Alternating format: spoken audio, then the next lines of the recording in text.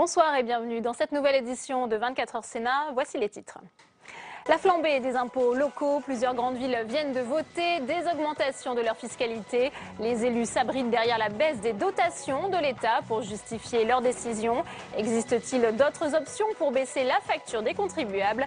Reportage et débat dans cette édition. La loi Macron bouscule le calendrier parlementaire. Les débats ont pris du retard au Sénat. 2 séances supplémentaires de rattrapage auront lieu les 4 et 5 mai prochains pour un vote solennel le 6. Conséquence, l'agenda des réformes souhaitées par le gouvernement est perturbé. Le détail dans un instant. Après l'attaque informatique de TV5 Monde, le temps des questions, mais aussi des leçons à retenir. L'Office parlementaire des choix scientifiques et technologiques propose dans un rapport des solutions pour améliorer la sécurité numérique des entreprises et des médias. Reportage à suivre. Vous n'y échapperez pas, les impôts locaux vont augmenter un peu partout en France. Les maires qui avaient promis une certaine stabilité fiscale pendant la campagne des municipales se réfugient derrière la baisse des dotations de l'État pour augmenter les impôts. Flora Sauvage. Un an après les élections municipales, les impôts locaux vont augmenter. Plus 3% à Strasbourg, plus 5% à Lyon, Marseille et Bordeaux, plus 10% à Lille, plus 15% à Toulouse ou encore plus 45% à Saint-Ouen. Concrètement, cela représenterait une hausse de 90 € par an pour un ménage lillois et plus de 200 € en moyenne pour un foyer de Saint-Ouen. Parmi les habitants des grandes agglomérations, seuls les Parisiens semblent échapper à cette hausse. Les élus locaux justifient cette augmentation par une baisse des dotations de l'État et le coût de la réforme des rythmes scolaires. En 2015, les aides pour les collectivités locales doivent baisser de plus de 3 milliards. L'État a même décidé de baisser de 11 milliards d'euros sur 3 ans ses dotations d'ici à 2017. Si les collectivités locales mettent en avant la diminution des aides de l'État, elles ne touchent pas pour autant à leurs effectifs. La masse salariale des collectivités a augmenté de 4% en 2014, selon le secrétaire d'État au budget, Christian Eckert. Et on reparlera de cette facture qui risque d'exploser pour les contribuables en 2015 dans 24 heures Sénat, le débat. Le Fonds monétaire international se montre plus optimiste sur la croissance française. Il table pour 2015 sur un taux de 1,2%. Une bonne nouvelle alors que le projet de loi visant à libérer la croissance poursuit son chemin au Sénat. Le texte est défendu par Emmanuel Macron, le ministre de l'économie. Et après avoir terminé l'examen des articles sur les professions réglementées, les sénateurs en sont aux mesures relatives à l'urbanisme. Et en raison du retard pris par le débat, la séance se prolongera les 4 et 5 mai. Après la suspension du 20 avril au 3 mai, le vote solennel aura lieu le 6 mai. Conséquence de cet embouteillage législatif, le calendrier parlementaire s'annonce très chargé d'ici à la fin de la session ordinaire, car le gouvernement entend faire passer de nombreuses réformes avant l'été, comme nous l'explique Marie Brémaud. Cela fait une semaine que la loi Macron est passée au crible par le Sénat. Une semaine déjà et pourtant l'examen du projet de loi pour la croissance, l'activité et l'égalité des chances économiques a pris bien du retard. Il y a eu beaucoup plus d'amendements que prévu de déposer, 1600. C'est évident que même à un rythme assez soutenu, on est un peu coincé. Alors, pour tenter de respecter un certain agenda, la conférence des présidents du Sénat vient d'octroyer 2 jours supplémentaires au débat en séance. Mais après la loi Macron, le calendrier de la session ordinaire reste chargé. Du côté des certitudes, la Haute Assemblée d'ici juillet va s'attaquer à la 2e lecture de 2 textes majeurs. La loi NOTRe, tout d'abord, sur la nouvelle organisation territoriale de la République. La transition énergétique ensuite. Sur ce texte, le Sénat et l'Assemblée nationale s'opposent fortement sur la part du nucléaire dans le mix énergétique français. Autre texte important sur lequel les sénateurs vont se pencher, le projet de loi sur la santé porté par la ministre Marisol Touraine. La ministre de la Santé qui devra affronter une chambre plutôt hostile à la généralisation du tiers payant, aux salles de shoot et aux mesures anti-tabac. La réforme du droit d'asile est également prévue au programme. Et s'il reste du temps aux sénateurs, les textes de loi en attente ne manquent pas, comme la loi sur la fin de vie. On aura une session extraordinaire, puisque par définition, on n'aura pas fini avant le 15 juillet. Il appartient au gouvernement de calculer son ordre du jour prioritaire de telle manière que les droits du Parlement pour faire de bonnes lois soient respectés. Au gouvernement donc de revoir peut-être l'ordre de ses priorités, l'exécutif qui visiblement peut compter sur les sénateurs pour ne pas chômer. On y arrive toujours, mais quelquefois il faut travailler même, j'ose à peine le dire, le dimanche. Le Sénat a rendu un dernier hommage à Claude Dillin, sénateur PS de Seine-Saint-Denis et ancien maire de Clichy-sous-Bois, décédé le 3 mars. Gérard Larcher, président du Sénat, a salué ce défenseur des banlieues. On l'écoute. L'émotion que sa disparition a provoquée, dont les plus hautes autorités de l'État se sont fait l'écho, illustre que Claude Dillin était encore plus qu'un élu exemplaire. Inlassable défenseur des banlieues, des quartiers et des plus modestes, il était un homme de bien, homme de conviction, il était un homme de cœur, un homme généreux, un homme d'écoute, un homme de parole. On en sait un peu plus sur le piratage de TV5 Monde. L'intrusion aurait débuté dès le mois de janvier à cause d'un mail vérolé envoyé à tous les employés de la chaîne de télévision. Depuis, d'autres médias ont été victimes de cyberattaques. C'est dans ce contexte que des parlementaires présentaient ce matin leur rapport sur la sécurité numérique et les moyens de se protéger. Paul Bouffard.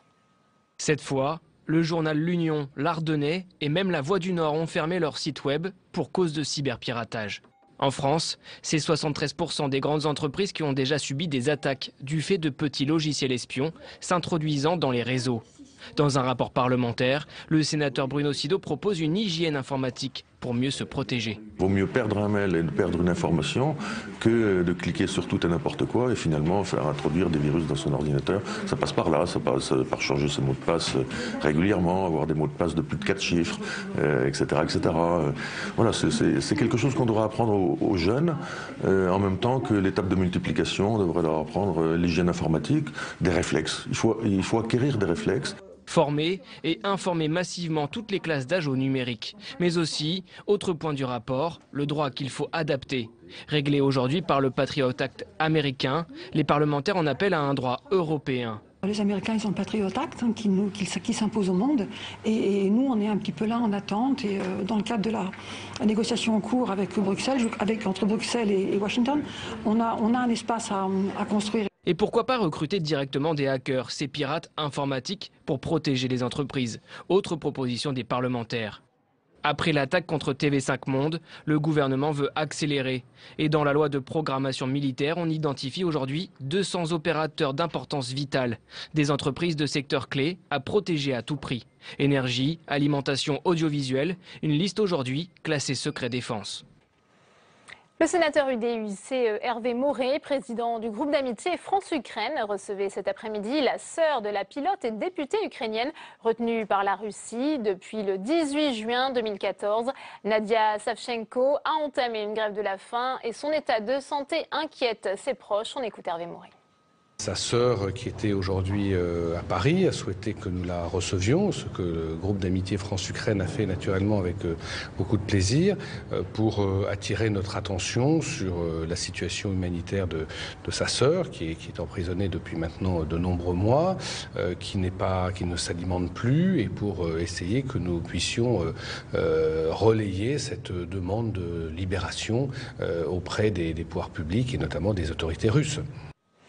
Et on connaît les dates des élections régionales. Elles auront lieu les 6 et 13 décembre 2015. Elles concerneront les 13 nouvelles grandes régions. Et la bataille s'annonce acharnée pour prendre la tête de la région PACA. Nicolas Sarkozy a en effet demandé à Christian Estrosi de se présenter dans cette région, déjà convoitée par la députée FN du Vaucluse, Marion Maréchal Le Pen. Martine Aubry, définitivement mise hors de cause dans le scandale sanitaire de l'amiante. La Cour de cassation a rejeté un pourvoi contre l'annulation de sa mise en examen. En novembre 2012, la maire PS de Lille avait été accusée d'homicide et blessures involontaires pour son rôle au ministère du Travail entre 1984 et 1987. 24 heures Sénat, le débat.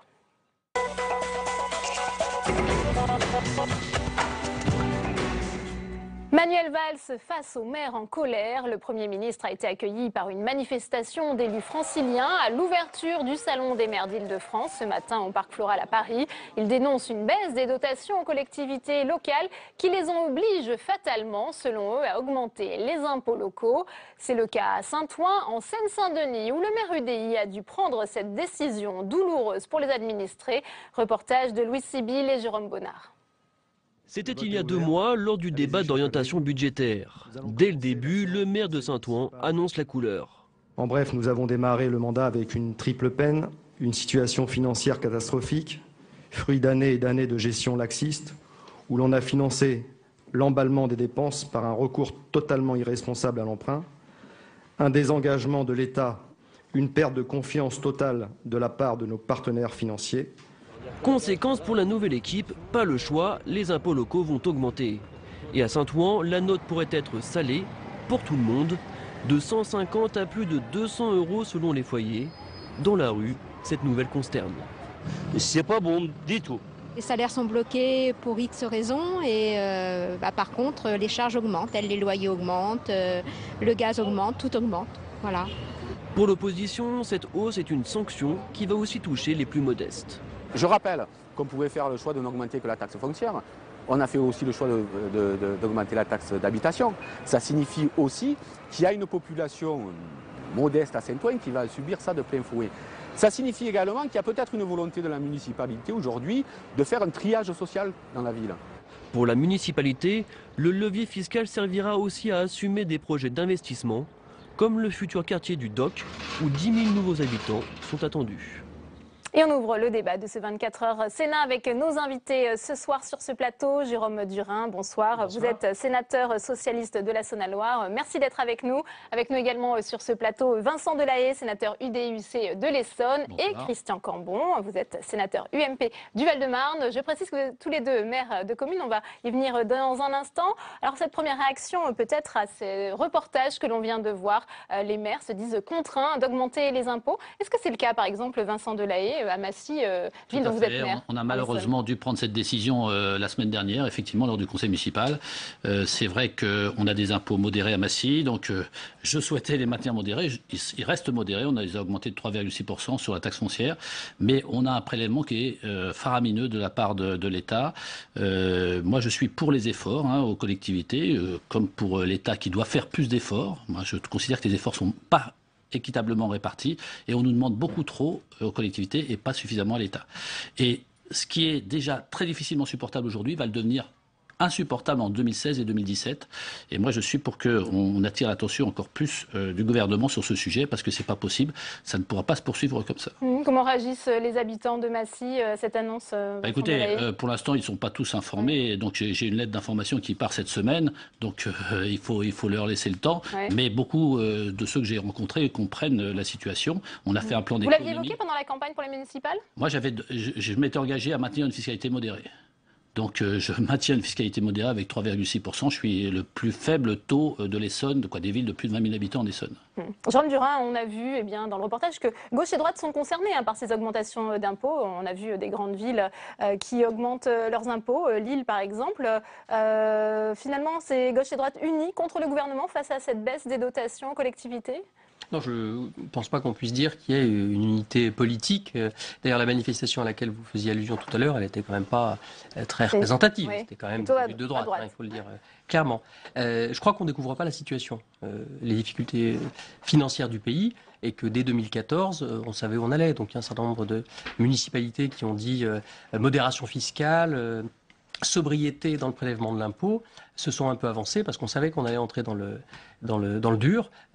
C'est la réalité aujourd'hui. Et puis on ne peut pas avoir de discours. C'est-à-dire qu'on ne peut pas être l'élu local bon gestionnaire et puis le responsable politique, il dit par ailleurs, dans le cadre de son parti politique, comme certains le font à droite, nous on aurait fait plus d'économies au niveau national. Donc je pense qu'il faut être très cohérent. Il faut surtout dépenser juste. Il faut savoir réduire le train de vie, notamment sur le fonctionnement, et essayer de consacrer l'argent qu'on a sur l'investissement local, ce qui est important pour la croissance dans le pays. Christian Cambon, il y a un double langage des élus quand ils ont un mandat de parlementaire, par exemple? Non, il n'y a pas de double langage. Il n'y a pas de double langage de la part de la gauche. La gauche a le culte de l'impôt. National, régional, départemental, local. Partout où la gauche passe, généralement, l'impôt se surpasse. Nous, on est effectivement dans une autre culture. Vincent évoquait ce qui s'est passé à Massy. Moi, ça faisait 25 ans, un quart de siècle. Oui. Rappelle que vous êtes maire de Saint-Maurice. Maire de Saint-Maurice, dans le Val-de-Marne, un quart de siècle sans augmentation d'impôts. Vous savez, il faut le faire quand même. Parce que, effectivement, nous sommes dans une autre logique et je ne crois pas que la ville de Saint-Maurice soit sous-administrée. Bien au contraire, on est parmi les mieux équipés du département. Ceci posé, moi je suis à mon tour obligé d'augmenter les impôts parce que nous avons 3 causes qui en fait viennent se surajouter. D'une part, cette baisse drastique des dotations de l'État. Je rappelle que c'est quand même 11 milliards en un peu plus de 3 ans. Sur 3 ans. 28 milliards au total et en cumulé. Nous avons par ailleurs en Île-de-France le fonds de solidarité sur lequel on nous prélève des sommes invraisemblable et insupportable au bénéfice de la province. Je ne suis pas contre la solidarité, mais ça dépasse le niveau de l'entendement. Et de surcroît, l'État, pour faire bon poids, nous rajoute des compétences. Je pense notamment à la réforme des rythmes scolaires. Moi, c'est très simple, c'est 8 millions en moins, 8 millions en 2 années. Sur 20 millions, on m'enlève 8 millions. Eh bien, évidemment, ça a une conséquence, c'est un peu plus d'impôt. Une réaction, Vincent Delahaye, vous dites effectivement que vous avez des frais supplémentaires, ça c'est un autre argument. D'abord, on a des charges supplémentaires qui nous sont imposées. Les charges supplémentaires nous sont imposées, que ce soit effectivement les rythmes scolaires, mais aussi la revalorisation d'un certain nombre de catégories de personnel qui nous sont imposées par l'État. La TVA, on ne récupère pas, nous, la TVA sur notre fonctionnement. Donc l'État a augmenté la TVA en 2014, et c'est vrai que ça s'est imputé totalement sur... Alors on fait des plans d'économie, mais malheureusement, les plans d'économie ne suffisent pas toujours, et on va devoir parfois cumuler plans d'économie et hausse d'impôts, malheureusement. Et il faut effectivement souligner la péréquation. La péréquation, c'est quelque chose sur lequel on était d'accord, puisque c'est le gouvernement Fillon qui l'a mise en place. Et il l'a mise en place avec un programme de montée en puissance assez fort. Mais à l'époque, il n'y avait pas la diminution des dotations comme celle qui nous est proposée aujourd'hui. On nous propose une diminution qui est considérable. Donc c'est vrai que cumuler la péréquation, l'augmentation, la diminution drastique des dotations et l'augmentation de nos charges, on n'arrive pas à s'en sortir. Alors, que dit le sénateur socialiste et comment réagit-il à ce qu'il vient d'entendre? Moi, je suis admiratif qu'une commune ait pu, pendant 25 ans, ne pas augmenter ses impôts. C'est quand même extraordinaire que tout augmente dans le pays et qu'on est dans une île heureuse. Quand on est dans une île heureuse pendant 25 ans, c'est quand même qu'il y a une situation très particulière et une forme de confort. Donc, qui est... Une fois tous les 25 ans, il y a de la bonne gestion, la bonne gestion n'explique pas tout. Il y a quand même une situation très, très préférentielle. Par ailleurs, il existe d'autres solutions que la hausse d'impôts. On peut aussi rééquilibrer l'offre de services qui est proposée au public. On a un bouquet de services, on a des politiques tarifaires. Il demande aux élus de moduler les dépenses de fonctionnement, de tailler dans la masse salariale. Et puis si vous le permettez, là, on a deux communes franciliennes. On a deux communes franciliennes. Il y a des situations de péréquation qui ont été citées par mes deux collègues qui ne sont pas les mêmes dans les départements de province. Et la question de l'intercommunalité, la montée en charge de l'intercommunalité est aussi une solution pour de nombreuses villes et communes de taille moyenne pour organiser des mutualisations, des économies d'échelle, des transferts de moyens. Donc ça, c'est un sujet qui est devant nous encore et qu'il va falloir explorer. C'est encore des solutions effectivement existent peut-être pour éviter cette facture aux contribuables. On vient de l'entendre, la mutualisation des services, l'intercommunalité par exemple. Déjà de l'intercommunalité, pour l'Île-de-France, elles seront toutes supprimées par l'actuel gouvernement au 1er janvier prochain. Donc plus d'intercommunalité, les intercommunalités sont dissoutes. Et ce que nous avions mis en commun avec plusieurs communes pour faire des économies d'échelle est donc purement et simplement supprimé sans que l'on sache au jour d'aujourd'hui ce qui va remplacer ce dispositif. Par ailleurs, en ce qui concerne les économies que l'on peut faire sur le personnel, qui est malgré tout, qui représente entre 55 et 60% des budgets, le statut de la fonction publique territoriale ne permet absolument pas de jouer avec la rémunération comme le ferait une entreprise qui pourrait demander... Il n'y a pas que Bercy qui le dit, il y a aussi la Cour des comptes qui parle de dérapage justement dans l'augmentation de la masse salariale des collectivités aussi, dans les dépenses de fonctionnement. Sur les emplois, il faut savoir ce que l'on veut. On veut à la fois la solidarité. Regardez, prenons un exemple simple, les rythmes scolaires. Moi, j'ai été obligé dans une commune de 16 000 habitants d'engager près de 40 personnes. Bon, les rythmes scolaires, était-il nécessaire dans une période de vache maigre d'imposer immédiatement une telle réforme et le mettre à la charge des communes en indemnisant à minima ce genre de réforme? Il y a beaucoup de villes qui sont prises à la gorge. 400 000 € en plus dans un budget, vous savez, ça passe pas inaperçu. Alors voilà le genre d'exemple. Jérôme Durin et ensuite Vincent Delahaye, vous voulez réagir notamment? Oui, non, mais je suis d'accord avec mon collègue sur la question des fonctionnaires territoriaux. Moi, j'étais président de centre de gestion, donc je connais ce sujet de près. C'est un sujet sur lequel on a peu de marge de manœuvre, effectivement. Et la hausse des traitements des catégories C, les cotisations patronales qui ont augmenté, créent des charges nouvelles. Je pense que les leviers sont ailleurs, ils sont dans la répartition des investissements. Dans un département rural comme le mien, à une époque, chacun avait sa salle des fêtes, ses équipements. On arrive dans une période où il va falloir partager et concevoir ces investissements, leur gestion, les coûts de fonctionnement qui y sont liés autrement. Et je pense que les vrais leviers, les vraies marges de manœuvre, elles sont là. Est-ce que vous avez des marges de manœuvre, voire massives, Vincent Delahaye? Mais des marges de manœuvre, on en a quelques-unes. Après, il faut faire des choix. On peut supprimer des investissements, on peut supprimer aussi des manifestations. Moi, j'ai un festival international du cirque. Je peux me dire, je le fais tous les 2 ans et pas tous les ans. C'est vrai. Ceci étant, Bercy est très mal placé pour donner des leçons aux collectivités territoriales. Parce que quand on regarde ce qui s'applique dans chaque ministère, on n'a pas les baisses de dotation comme on les a chez nous. Et chez nous, ça peut représenter jusqu'à 25 à 30% de nos dotations. Alors, c'est pas toutes nos recettes, bien sûr, mais c'est la partie dotation. Mais la partie dotation, elle représente quand même une partie qui n'est pas négligeable et qui vient compenser des choses qu'on nous a supprimées dans le temps. Ce n'est pas un cadeau de l'État, les dotations. Il ne faut pas dire c'est l'État qui fait un cadeau aux collectivités. C'est des choses qu'on nous a supprimées à une certaine époque et qu'on nous a données. Donc, si Bercy et si chaque ministère fait les mêmes efforts que les collectivités territoriales, je peux vous dire qu'on retrouve l'équilibre budgétaire très vite en France. Donc, moi, je suis pour que ça soit équitable et que tout le monde fasse les mêmes efforts. Voilà. Je ne suis pas pour qu'on soit exonéré d'efforts, mais qu'on fasse les mêmes efforts. Alors, Christian Cambon, vous étiez à cette manifestation, vous avez peut-être pu rencontrer le Premier ministre et le sensibiliser à cette question un service des maires, particulièrement bien en colère. Occupé. Ceci étant, il y avait beaucoup de maires de tous les départements de la Grande, de la Petite Couronne et de tous celles et ceux qui avaient pu se rendre disponibles. Et il y avait véritablement un ras-le-bol. Il y a, si vous voulez, il y a une sorte de découragement. Et de surcroît, moi je veux aussi contester le raisonnement économique parce qu'on sait très bien que les collectivités territoriales sont le premier investisseur public. Et donc, si on vous supprime les moyens, bien évidemment, à quoi nous sommes-nous livrés les uns et les autres? Et du reste, mon collègue socialiste le suggère. Vous prenez tous vos investissements et vous dites, ça oui, c'est très urgent, ça non, ça on aurait pu le faire, je ne pourrais pas le faire, ça non plus. Et donc, si vous voulez, ce sont moins d'entreprises qui travailleront, moins de salariés qui travailleront sur ces sujets. Et donc, si vous voulez, à un moment où on a besoin de croissance dans ce pays, le principal investisseur, on lui coupe le bout des ailes. Alors effectivement, ça va avoir un impact. Jean Durin. Oui, je crois qu'il y a 2 sujets qui sont importants dans la période, c'est la lisibilité et l'autonomie. La lisibilité, c'est vrai qu'on est dans une période où, il faut le reconnaître, les élus ne savent pas à quelle sauce ils vont être mangés. Et donc, on a eu des périodes d'incertitude, même si on savait qu'on entrait dans l'entonnoir, beaucoup ne savaient pas quel serait le point d'arrivée. Donc ça, c'est un élément qui est réel. Le deuxième sujet, c'est celui de l'autonomie. Et il y a une question centrale autour de ces dotations de l'État. L'autonomie fiscale est importante. Le fait qu'une grande partie des recettes des collectivités proviennent de dotations, ça n'est pas foncièrement sain. Et d'ailleurs, le regretté Jean Germain travaillait sur le sujet. Il y a sans doute d'autres voies explorées pour que les maires aient davantage la main sur l'avenir financier de leur collectivité. C'est ce que vous demandez, Vincent Delahaye, plus d'autonomie fiscale notamment? Oui, plus d'autonomie fiscale. Ceci étant, moi je vais finir par avoir une dotation à Massy inférieure à la TVA que je vais verser à l'État. Donc il y a un moment donné où le système ne fonctionne plus. C'est-à-dire que je vais être contribuable direct de l'État. Et pourtant, vous le disiez au début de ce débat, vous êtes d'accord pour que les collectivités locales s'associent aux efforts demandés. Et on sait que le gouvernement sera intransigeant puisque la Commission européenne aussi demande à la France. Je pense qu'aujourd'hui, on doit faire des efforts collectifs équitablement répartis entre les différents acteurs.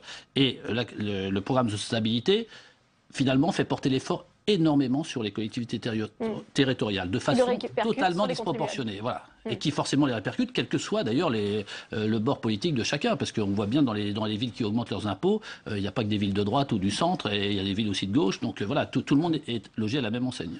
Si vous voulez, ceux qui contribuent aussi à l'amplification du problème, c'est qu'on s'adresse essentiellement aux communes, mais les départements et les régions, elles, par la multiplication des compétences croisées, alors que nous avions voulu en notre temps essayer de clarifier ces choses-là. On n'y arrive pas. Chacun fait tout sur la formation professionnelle, sur le développement économique. Il y a des départements et des régions qui ont une activité internationale et des représentations. La réforme territoriale va peut-être clarifier tout ça. Là, je crois que aussi bien les communes, nous sommes sur des fonctions de base. Est-ce qu'on va couper des places en crèche? Est-ce qu'on va fermer des classes d'école? Nous, c'est notre quotidien. En revanche, il y a des compétences que certaines collectivités font, exercent et qu'elles pourraient effectivement limiter. Et je crois que là, il peut y avoir un consensus qui se dégage. Encore faut-il clarifier les compétences, car si tout le monde fait tout, là, les gaspillages commencent. Jean Durin. Oui, non, je voulais dire ce que vous avez esquissé, c'est effectivement que la réforme territoriale, en supprimant la clause de compétence générale et en affectant des compétences à chacun, devrait permettre quand même une rationalisation de la dépense publique. C'est pas normal. Vous l'avez supprimé. C'est pas normal. C'est pas normal qu'on ait 9 élus avec ruban à chaque inauguration. Donc ça, c'est un des points. Après, il faut aussi avoir le courage de dire, et certains maires de mon département le disent, on a vécu parfois sur non pas sur un grand pied, mais dans une forme de confort, il va falloir faire des choix aussi en termes de services.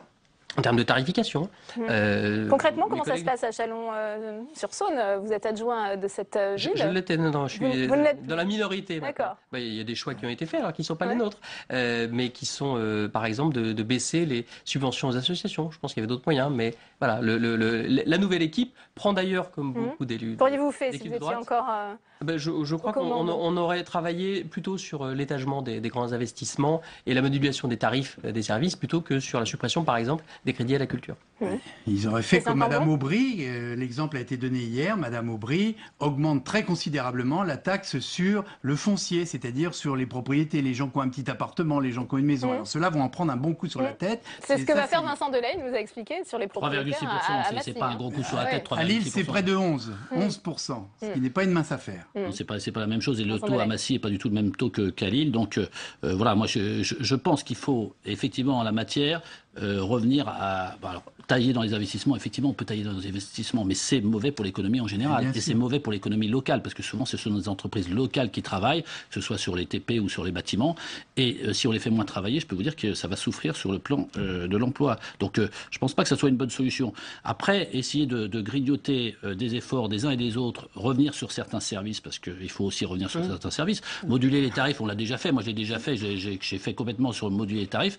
Mais il faut que ça soit des efforts collectifs que l'on fasse, et moi je suis prêt à les faire, je l'ai dit, mais que tout le monde en fasse autant. Et j'ajoute que dans le même temps, on nous demande d'accélérer l'urbanisation, on nous demande sans cesse de construire des logements, mais qui va payer les crèches, mais qui va payer les écoles nouvelles? Car là aussi, on est véritablement dans une schizophrénie budgétaire. On nous demande de construire plus, ce qui est compréhensible compte tenu de la crise du logement, mais on fait en sorte que nos moyens pour les équipements, pour les transports, pour les écoles diminuent. Là, je pense qu'il va y avoir une vraie difficulté qui explique que les maires sont en colère. On n'a plus le temps. Merci Jérôme Durin, merci Christian Cambon, merci Vincent Delahaye d'avoir participé à ce débat. On va tout de suite, Christian Cambon, retrouver Mickaël Zamès en duplex de la rue de Vaugirard à Paris, où se tient le bureau exécutif de l'UMP. Alors, où en est-on, Mickaël? Est-ce qu'on en sait un peu plus sur les nouveaux statuts du parti à 6 semaines du Congrès, et notamment en ce qui concerne le nom du nouveau parti?